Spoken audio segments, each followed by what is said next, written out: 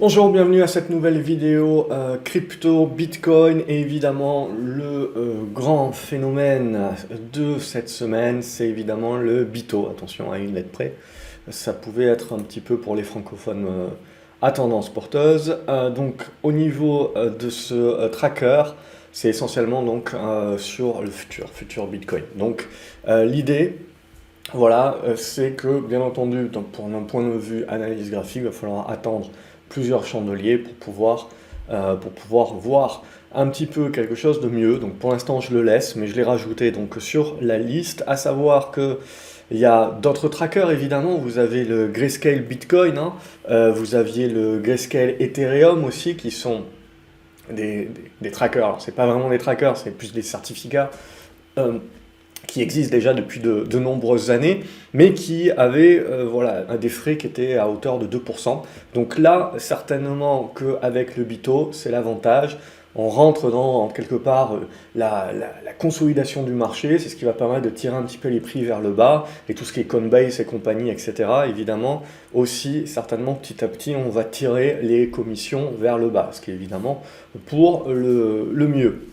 Donc Grayscale Bitcoin, évidemment, je pense aussi qu'ils seront invités à un moment donné, selon le succès du ProShares, mais le ProShares va avoir un gros succès de toute manière, de réduire leurs frais. Donc c'est ça aussi l'avantage de la concurrence. Une fois qu'on a dit ça, on va regarder justement notre Bitcoin contre le dollar. Et alors, la seule chose qui me gêne, alors c'est une nouvelle ATH, bien entendu, hein, on est allé à 66 666, presque un petit peu au-dessus, 66 900 dollars, ça dépend des exchanges, mais l'idée, voilà, c'est qu'on a cassé le précédent plus haut. Alors, à titre personnel, on y est allé un petit peu trop vite, trop fort, à mon goût. Ce qui n'enlève en rien, évidemment, que c'est une belle tendance haussière, que c'est une belle jambe haussière.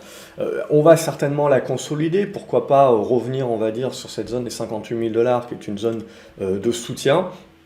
Et voilà, on risque de rentrer un petit peu dans une phase un petit peu plus volatile, éventuellement, pour avoir une construction intermédiaire. J'aurais préféré, à titre personnel, que l'on construise ici. Que l'on construise dans cette zone et qu'on prenne un petit peu notre temps pour construire avant de faire le break des plus hauts. Alors on va voir comment ça va se passer, mais globalement c'est haussier bien entendu. Tout pullback pour l'instant sera vu comme une opportunité d'achat à ce stade-là, au-dessus des 58 000 dollars.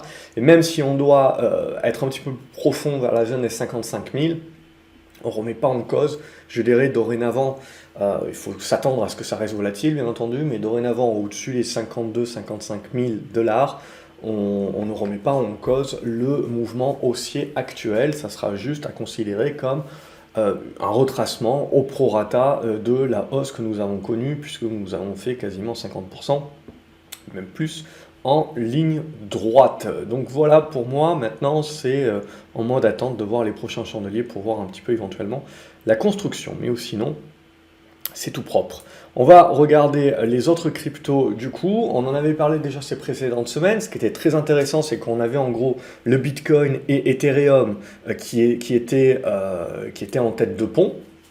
Et donc on voit également le break de l'oblique sur Ethereum notamment, donc très positif évidemment, avec cette zone de 3700-3800 dollars dorénavant qui est une zone support. Et par contre, ce qu'on s'était dit aussi, c'était que sur les autres cryptos, les autres altcoins, c'était un peu plus... c'était un petit peu plus en deçà, un petit peu plus en retrait. Et ces retraits, on le voit, pour l'instant, ils continuent encore. Ici, donc ce qui va nous intéresser pour commencer à jouer des rattrapages sur justement les autres cryptos, c'est notamment ici que, on le voit, on a tenté, mais qu'on arrive à valider la cassure de ces 330 dollars, et en passant au-dessus des 330 dollars, on rejouera cette zone des 400. Et au-dessus des 400 dollars, là, on rejouera le plein rattrapage et la relance des tendances haussières. Donc voilà, on sent que pour l'instant, on a encore ces retards à l'allumage sur les autres cryptos. On le voit, c'est le cas sur le token BAT également. Là aussi, ce qui va nous intéresser, c'est vraiment un débordement des 73 centimes de dollars à 78 centimes de dollars pour jouer l'effet rattrapage et la relance haussière. Quand on regarde le Binance Coin également, celui-là, il est un petit peu plus propre, on le voit Il est en train de buter sur la résistance, donc vraiment pour repartir en mode vers de nouveaux ATH et compagnie, il faudra casser, vous voyez, ces 520 dollars. Au niveau du Bitcoin Cash, on est en train de bien congestionner, on n'est pas loin du top départ, on a cassé l'oblique déjà. Maintenant, il faut passer la résistance horizontale. Mais là, voilà, on a l'effet rattrapage qui peut se mettre en place sur Bitcoin Cash à partir du débordement des 650 dollars. Et on pourra viser en premier lieu, je dirais, les 750 dollars.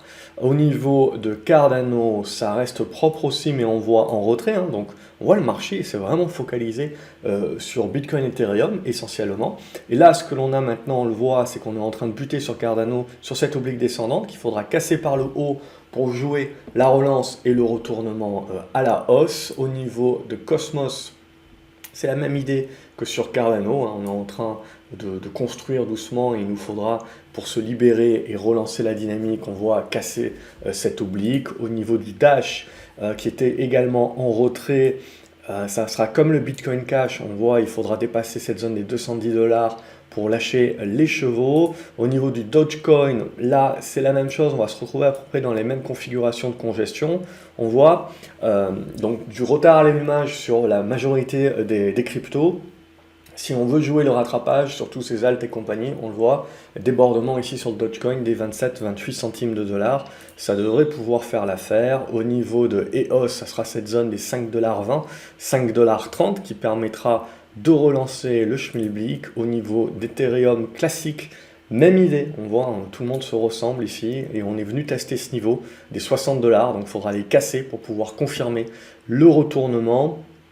Au niveau de Horizon, on est dans la même dynamique aussi, on est en train de tester les zones de résistance dont il faut s'affranchir pour pouvoir relancer la dynamique. Au niveau de IOTA, même chose également, donc un débordement des 1,40$, 45$. Au niveau de Litecoin, on vient déjà de déborder, donc on voit Litecoin, c'est un petit peu la première des suiveuses, elle vient de déborder les 190$, donc on est en train de lancer l'attaque de retournement. Pour pouvoir bien dimensionner les choses, bien entendu, et faire des grosses poussées, vous voyez, il y a déjà les 230$ qui sont en ligne de mire. Au niveau du Monero, même idée, ça sera les débordements des 280$ qui sera intéressant.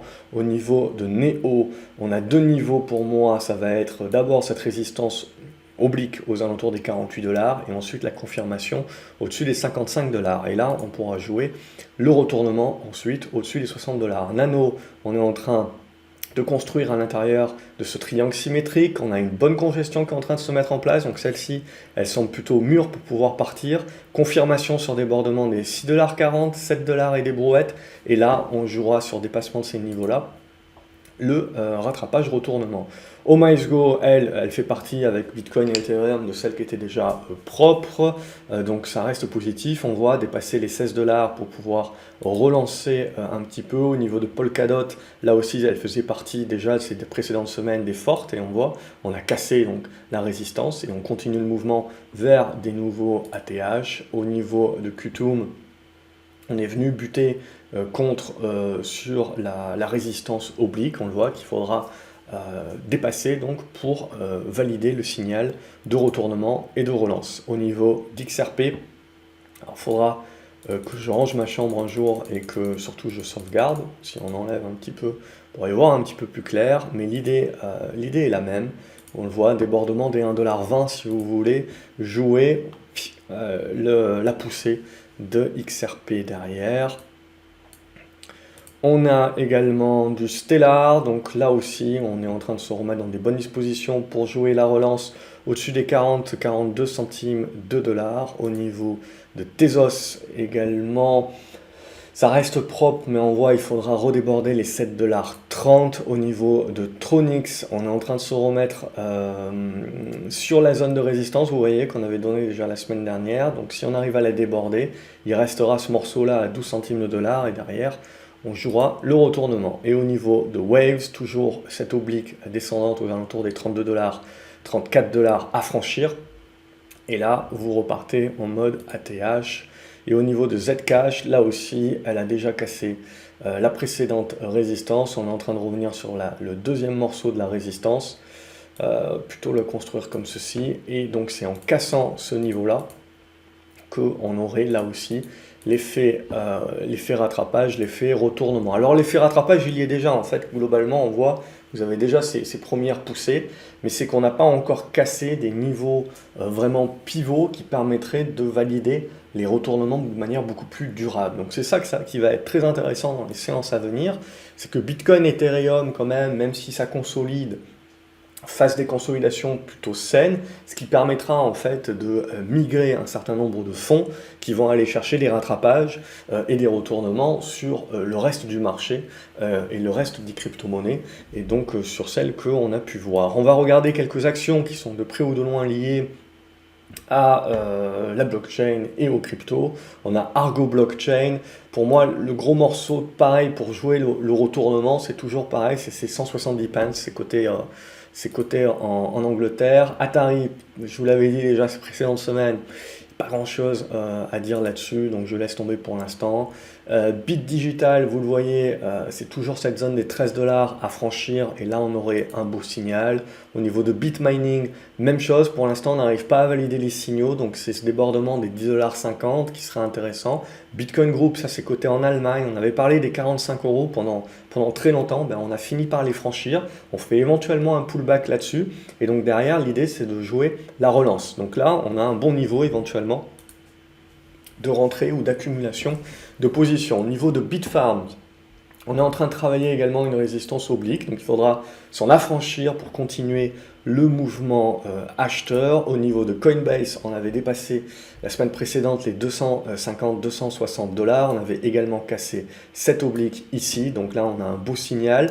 On a atteint l'objectif qui était aux alentours des 310 $ très rapidement, donc peut-être une consolidation intermédiaire, mais globalement, tant qu'on va rester maintenant au-dessus des 280 $, on reste plutôt positif, et éventuellement sur une ouverture. On n'a pas beaucoup d'historique sur ce titre-là, mais sur les données d'ouverture. Qu'est-ce qu'on peut se regarder d'autre? Vous avez Hive Blockchain qui est bien repartie, elle aussi. Donc on voit sur la cassure des 2,70 $, c'est parfaitement reparti. Donc il faut accepter la volatilité sur ce genre de titre. Mais voilà, tant que vous êtes au-dessus de ces niveaux-là, ça reste positif. Hut 8 Mining aussi, on voit qu'on a cassé cette zone des 11 $, donc à tenir, mais là aussi on va rester plutôt positif. On voit les volumes sont absolument énormes, hein. MicroStrategy également c'est bien remise, on le voit, on avait déjà parlé de cette cassure de petit oblique ici, on est revenu sur la zone de résistance à ce stade-là, ça tergiverse un petit peu, mais en gros, ça sera le gros niveau à franchir, hein, dans cette zone des 800 $ pour pouvoir jouer la relance. Et on peut regarder du Riot, j'ai loupé Marathon mais on va y revenir. Riot a fait son rattrapage, on avait la congestion ici, paf, on est en train de repartir, on fait une petite conso ici, mais bon, tant qu'on va tenir cette zone là, éventuellement une deuxième jambe vers le niveau des 35 $, peut-être éventuellement visée, avec une conso intermédiaire, je dirais. Marathon qui est plus puissante, hein, on le voit, hein, tout de suite, beaucoup plus en forme, et déjà revenu sur ses anciens plus hauts avec la cassure du biseau descendant et la cassure de l'horizontale derrière. Donc là, évidemment, ça peut consolider un petit peu au prorata, rien de bien méchant tant qu'on tiendra la zone des 45 $. Et au niveau de SOS, ça c'est beaucoup plus spéculatif, faites attention, mais on a cassé une belle oblique descendante, donc du coup, sur conso ici, éventuellement jouer une deuxième vague vers le niveau des 3,50 $, ça sera l'objectif, mais en mode, ça c'est bien spéculatif, hein. Et Blockchain Group, ça c'est coté en France, donc on a une congestion également qui se met en place, et on le voit, ce débordement des 1,30 €, hein, qui sera important pour la suite, pour pouvoir revenir travailler cette zone-là où on pourra construire encore un long triangle ascendant. Et avant de parler de retournement beaucoup plus durable, vous le voyez, c'est un dépassement de cette zone des 1,60 € qui sera important, 1,50 €, 1,60 € pour l'instant, donc on est encore dans cette congestion ici, avec les 1,30 € déjà à franchir. Voilà pour ce point complet au niveau du Bitcoin, des cryptos et puis des actions qui sont liées de près ou de loin à la blockchain. Comme d'habitude, n'hésitez pas à liker la vidéo, à la partager, à me dire ce que vous en pensez, quelles sont les cryptos ou les actions que vous privilégiez actuellement dans les commentaires. Merci d'être de plus en plus nombreux à regarder ces vidéos. Ça motive à continuer de vous les faire au minimum une fois par semaine. Ce coup-ci, c'est le jeudi. Vous me direz si c'est mieux ou pas que le lundi. C'est vrai que ça dépend en fonction de mon emploi du temps. Et si j'ai déjà prévu quelque chose à publier sur une vidéo de lundi, voilà, ça fait partie des aléas. Excellente journée à vous, les graphes, et à la prochaine. Salut.